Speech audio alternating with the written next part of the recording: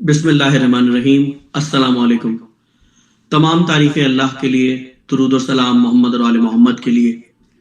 سامعین، حاضرین، محبین اور ناقدین، باب امام ٹی وی کی جانب سے عقیدہ توحید کے موضوع پر ایک منفرد گفتگو لے کر آپ کی سماعتوں کی نظر کر رہے ہیں۔ شاعر نے کیا خوب کہا ہے، سرسری تم جہان سے گزرے ورنہ ہر جا جہان دیگر تھا۔ توحید کا موضوع جو بظاہر بہت سادہ اور مبین ہے، اتنا ہی پیچیدہ اور سر پنہا ہے۔ خدا کا وجود کیا ہے، اس فکر کی ضرورت کیا ہے، اس کا ایک ہونا کیوں ضروری ہے، اور مذہب اس بارے میں کیا کہتا ہے، اور دیگر مذاہب اس بارے میں کیا کہتے ہیں۔ یہی کچھ مطالب لیے میں بندہ ناچیز علی غضنفر اور میرے ساتھی سید ابصار نقوی اور ڈاکٹر فیض اس موضوع پر گفتگو کریں گے اور ایک دوسرے سے سیکھنے کی کوشش کریں گے۔ میں دعوت کلام دوں گا جناب ڈاکٹر فیض عباس نقوی صاحب کو کہ ابتدا میں کچھ باتیں ہم سے شیئر کریں تو اس گفتگو کا آغاز ہو سکے۔ جی ڈاکٹر صاحب۔ جزاک اللہ، شکریہ، بہت بہت شکریہ غضنفر صاحب، آپ کا بہت بہت شکریہ اور تمام سامعین کا شکریہ۔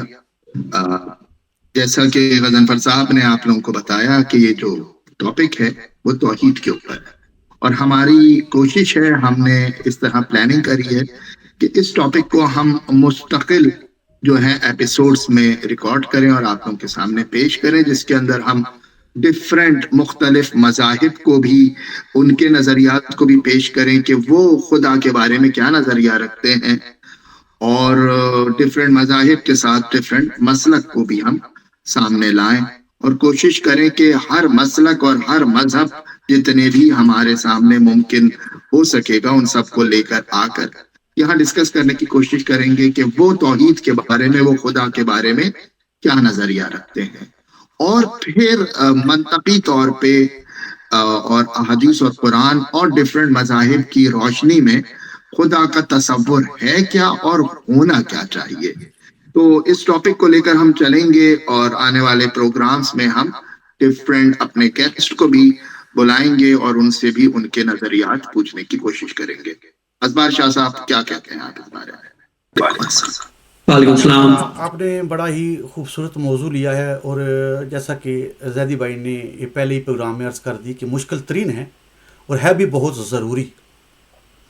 تو اب دونوں بھائیوں کی موجودگی میں یقیناً ہماری یہ خواہش ہوگی کہ ہم جو ہمارے ناظرین سننے والے ہیں ان کے لیے مشکل چیز کو کوشش کریں کہ آسان سے آسان کر کے بیان کریں تاکہ ان کے سمجھنے میں آسانی ہو۔ دوسرا، ہماری جو بات ہو اس کو ہمارے پاس اس کی دلیل بھی ہو، فقط یہ نہیں کہ ہم کوئی بات کریں تاکہ سننے والے کو یہ لگے کہ وہ اپنی طرف سے کسی چیز کو منوانے کی کوشش کر رہے ہیں۔ یہ دور جو ہے یہ تحقیق کا دور ہے اور علم کا دور ہے، اور عوام جو ہے، وہ جو صاحبان علم ہے، وہ اس وقت تک اس چیز کو قبول نہیں کرتے جب تک ان کے پاس کوئی ٹھوس دلیل نہیں آتی۔ تو ہماری اپنے تمام ناظرین، سننے والے ناظرین سے یہ گزارش ہے کہ ہم جو بات بھی کریں گے انشاءاللہ، ہم اس پروگرام کے اندر جو عقیدہ توحید پر ہم شروع کرنے جا رہے ہیں، اس میں یقیناً آپ کے سامنے بہت سے دلائل بھی رکھیں گے، بہت سی ایسی باتیں رکھیں گے جس کی دلیل آپ کا عقل خود تسلیم کرے گا، اور وہ خود انصاف کرے گا کہ کس کی بات میں وزن ہے اور کس کی بات میں وزن نہیں ہے۔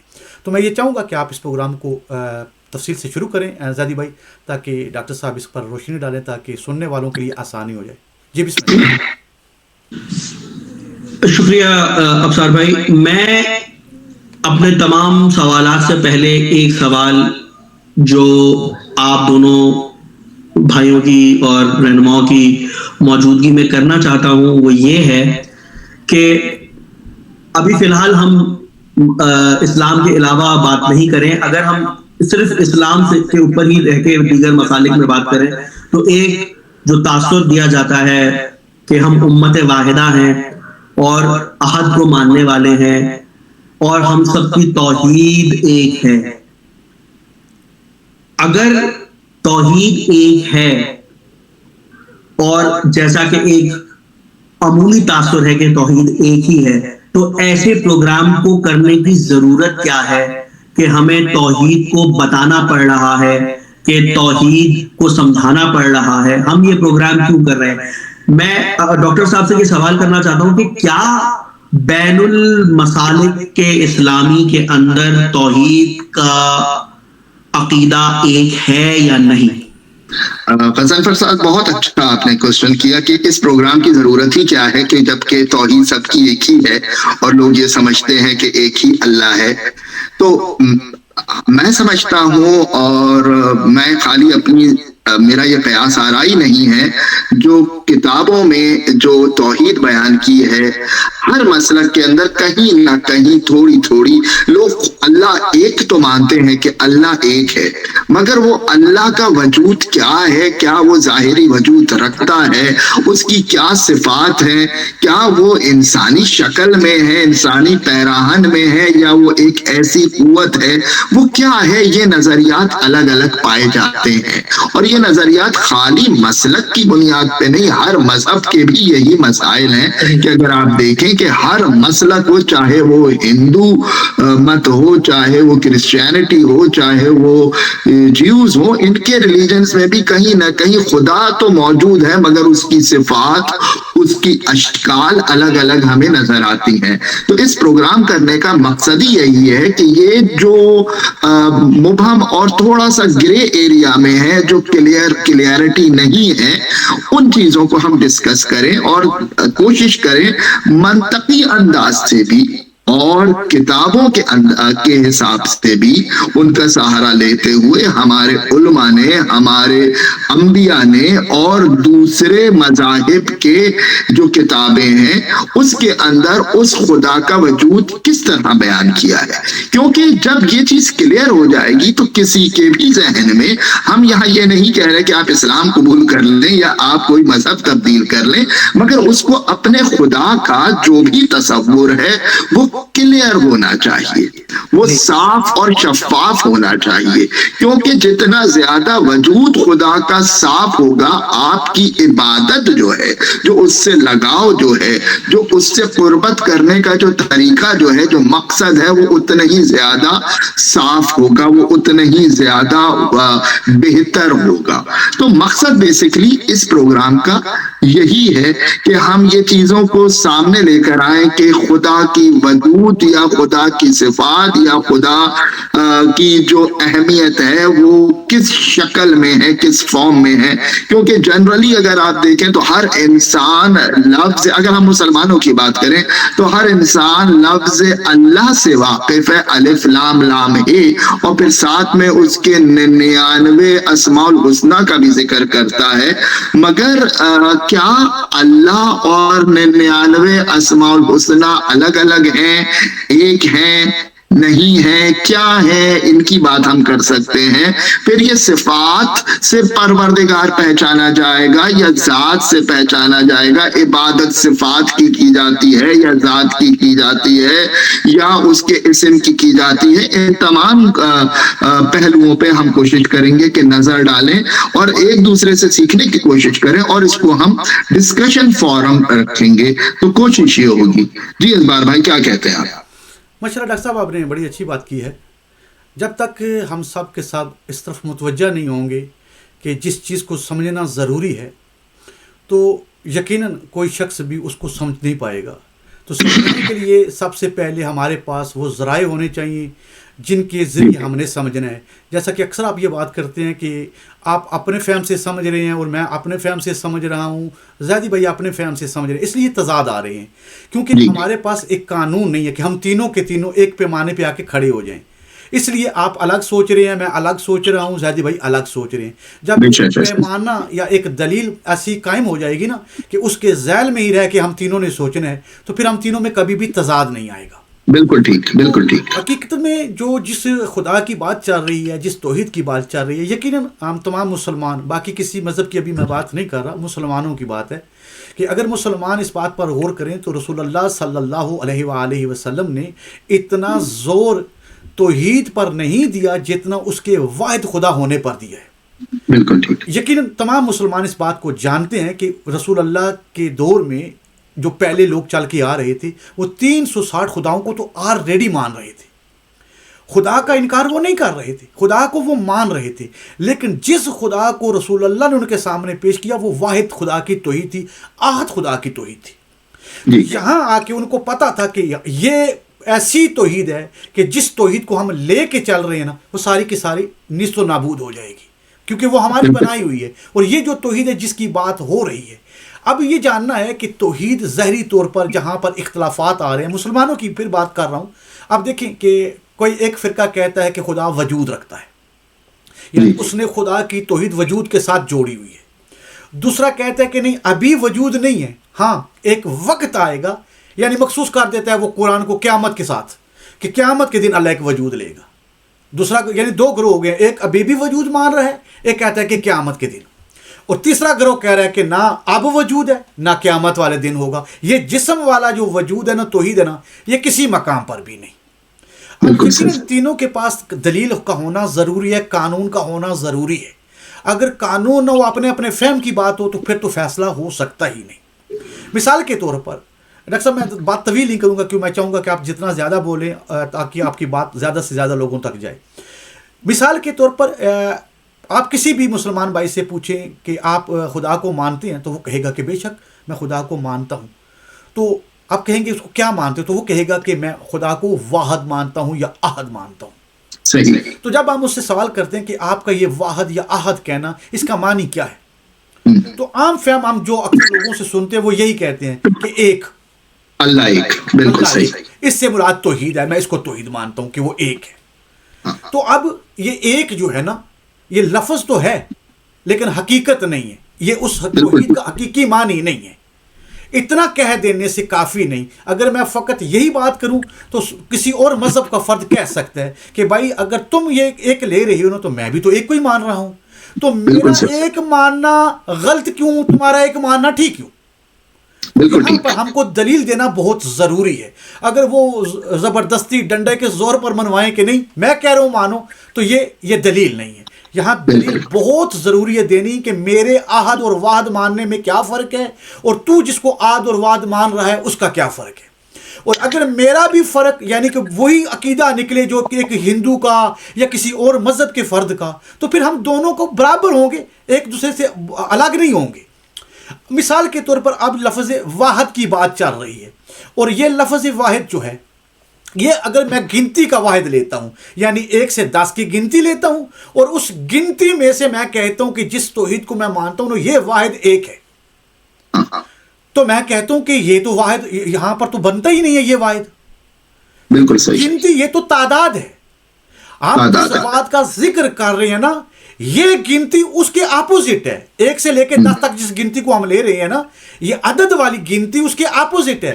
وہ ذات اس عدد والی ہے ہی نہیں ہے، نہ ہم اس عدد کی بنیاد پر اس کو احد یا واحد مان رہے ہیں. تو یہ یعنی کہ اگر میں نے بھی وہ گنتی والا ہی ایک کر کے اس کو خدا مانا، ایک مانا ہے، اور کسی اور مذہب کا فرد بھی ویسے ہی مان رہا ہے، تو پھر فرق نہیں رہتا. بالکل ٹھیک ہے. اب یعنی کہ ہم یہ جتنے بھی گفتگو کریں گے، ہماری یہ کوشش ہوگی کہ ہم آسان سے آسان الفاظ میں کریں، تاکہ لوگوں کو پتہ چلے کہ احد اور واحد حقیقت میں ہے کیا چیز. میں چاہوں گا آپ اس پر تھوڑی سی روشنی ڈالیں، تو پھر انشاءاللہ مزید آگے بات کرتے ہیں. بالکل آپ نے صحیح کہا اسوار بھائی، آپ نے بالکل صحیح فرمایا کہ اسی طرح ہے. اور بات یہی ہے کہ ہم خالی اسلام کو کے باؤنڈری سے اگر باہر بھی جا کے دیکھیں تو دوسرے جو ریلیجن ہے وہ ایک وقت میں تو ایک ہی خدا کی عبادت کر رہے ہیں، چاہے وہ ہندو ہی ہوں، جبکہ ہم جانتے ہیں کہ ہندو بہت سارے خداؤں کی کو مانتے ہیں، مگر ایک وقت میں اگر وہ اپنے منہ سے جملہ نکال رہے ہیں تو وہ اس وقت ایک ہی اپنے خدا کی اس وقت ایک ہی خدا کی عبادت کر رہے ہیں. ہاں 2 الگ الگ وقتوں میں وہ 2 الگ الگ خداؤں کو مان رہے ہیں، وہ بات الگ ہے، مگر ایک وقت میں وہ ایک ہی کو مان رہے ہیں. اور یہ انسان کی مجبوری ہے، مگر وہ ایک کیا ہے، اور جو ہمیں رسول اللہ نے توحید سکھائی ہے وہ کیا ہے، اس کے وہ اور اس میں کیا فرق ہے، وہ بھی ایک ہے. تو جو ابھی آپ نے اس کو ڈیٹیل میں کوشش کری سمجھانے کی، بتانے کی، تو اس کو ہم دیکھتے ہیں کہ اس کے اندر کیا کیا چیزیں ہو سکتی ہیں. کہ خدا کیا واحد اور احد کا فرق کیا ہے. احد ہم یہی جنرلی کہتے ہیں کہ جو گنتی میں نہ آ رہا ہو، وہ ایسا واحد ہو جو ہمیشہ سے ہو، مگر اس طرح کا کانسیپٹ تو دوسرے ریلیجن میں دوسرے دوسرے مذاہب میں بھی ہمیں نظر آتا ہے کہ اس طرح کی باتیں وہاں بھی ہیں. تو حقیقت توحید ہے کیا, حقیقت احادیت ہے کیا, اس کے اوپر ہم کوشش کریں گے کہ ان پنوں کو کھولیں اور اس کو جس حد تک ہو سکے اس کو صاف کرنے کی کوشش کریں. غضنفر بھائی, اس کو میرے خیال میں اکیلا بول رہا ہوں تو اس میں وہ زیادہ بیٹر نہیں ہے. آپ کو کوئی کوشچن ہے یا کوئی اس طرح کی بات ہے تو؟ ہاں, میرے ذہن میں 2 سوال, جب چونکہ دیکھیں یہ گفتگو بہت عام فہم ہونی چاہیے اور ہمارے ناظرین کے لیے بہت ضروری ہے کہ چونکہ آپ لوگ باعلم لوگ ہیں اور میں چونکہ رہتا ہوں باعلم لوگوں میں تو تھوڑا بہت علم مجھے بھی مل جاتا ہے, لیکن جو گفتگو ہو وہ بہت عام فہم ہو ناظرین کے لیے, سامعین کے لیے.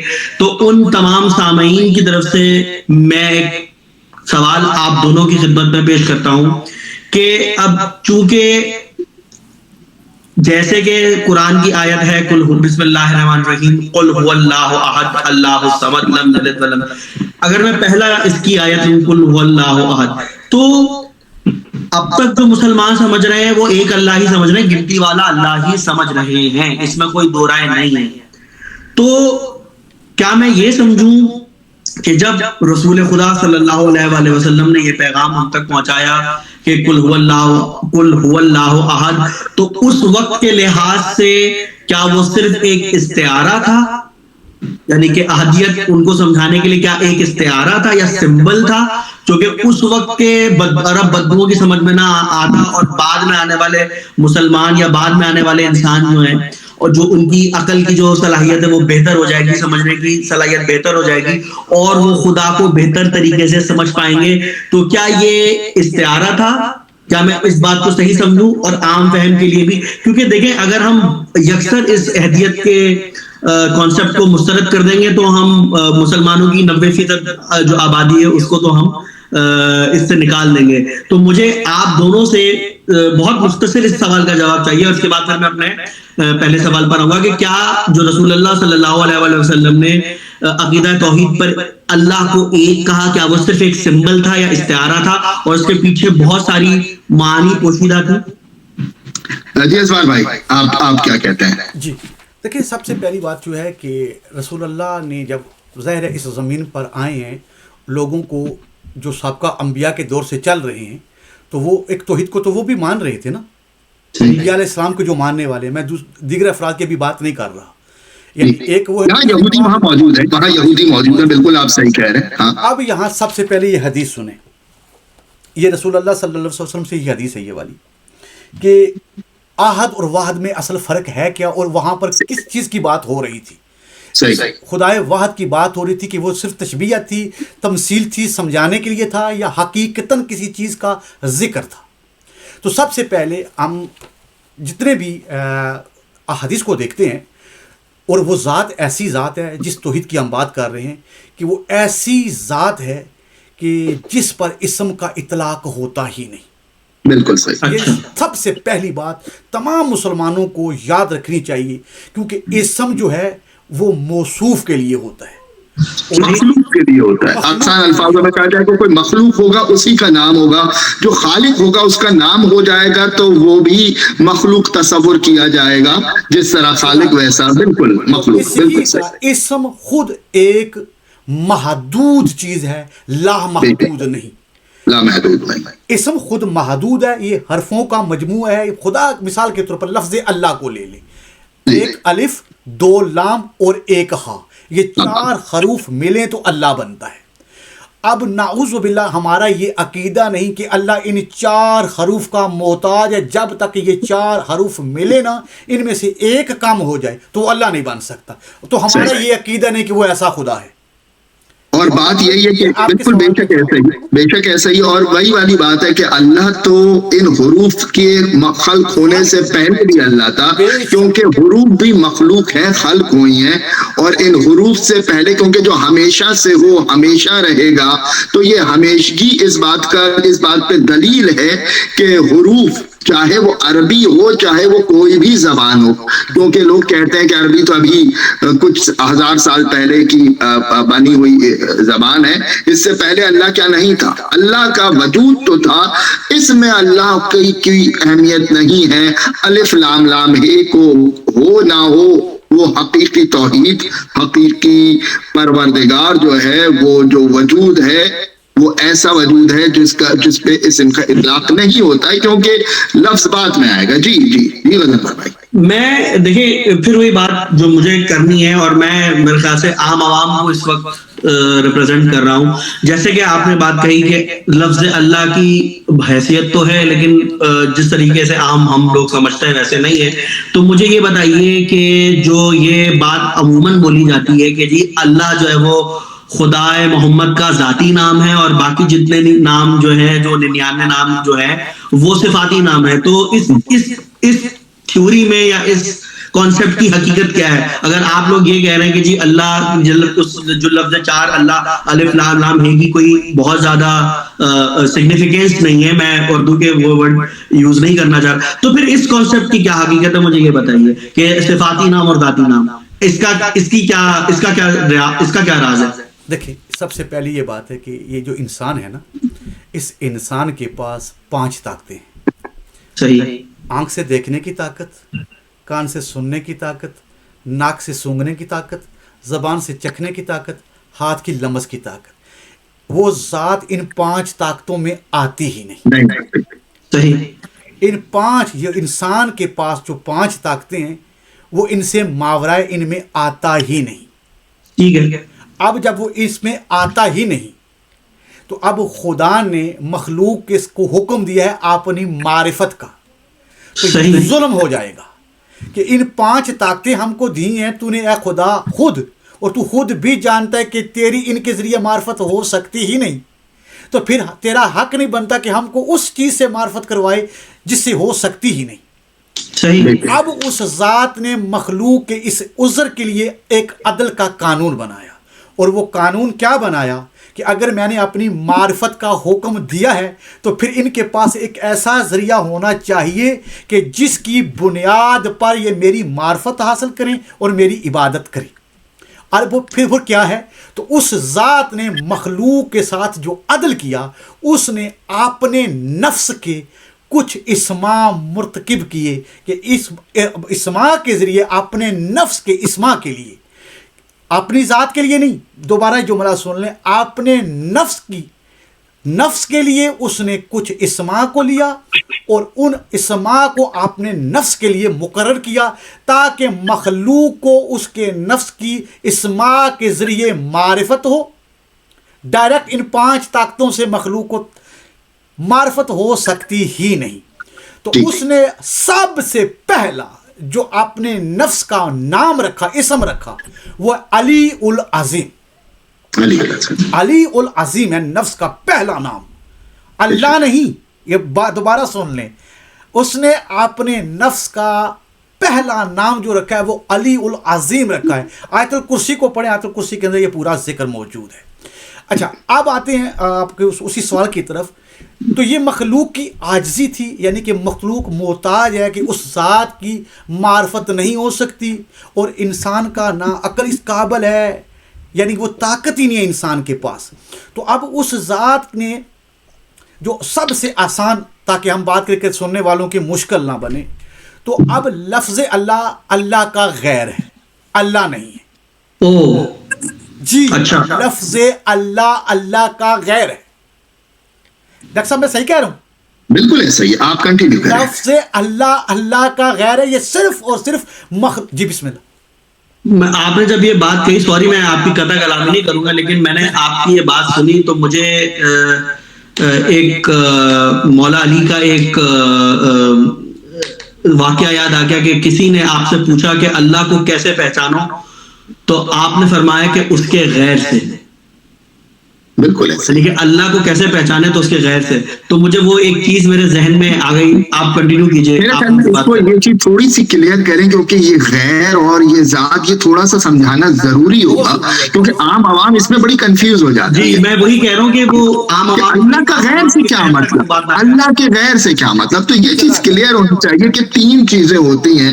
جیسے آپ مجھے دیکھ رہے ہیں تو یہ میری ذات سامنے بیٹھی ہوئی ہے, جو میرا جسم ہے نا یہ میری ذات ہے.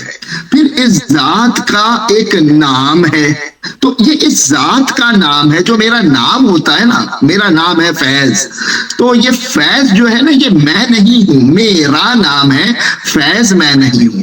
تو نام الگ ہوا, ذات الگ ہو, یہ دو چیزوں کو. تیسری چیز ہوتی ہے صفات, میری صفت, میری کیریکٹرسٹک, میری. اچھا صفات دو قسم کی ہوتی ہیں, ایک ظاہری صفات کہ میری شکل کیسی ہے, میری داڑھی کیسی ہے, میرے بال کیسے ہیں, میرا انداز کیسا ہے, یہ ہو گئی ظاہری صفت. اور ایک ہوتی ہے باطنی صفت کہ میں بول کیسے رہا ہوں, یا میں سچا ہوں, جھوٹا ہوں, بہادر ہوں, کمزور ہوں. یہ تمام چیزیں ہوتی ہیں آپ کی باطنی صفات. تو یہ تین الگ الگ چیزیں ہوتی ہیں ہمیشہ کسی بھی شے کا. پانی لے لیں آپ, پانی اس کا اردو میں نام ہے, وہ خود جو وجود ہے پانی وہ ہے اس کی حقیقی ذات.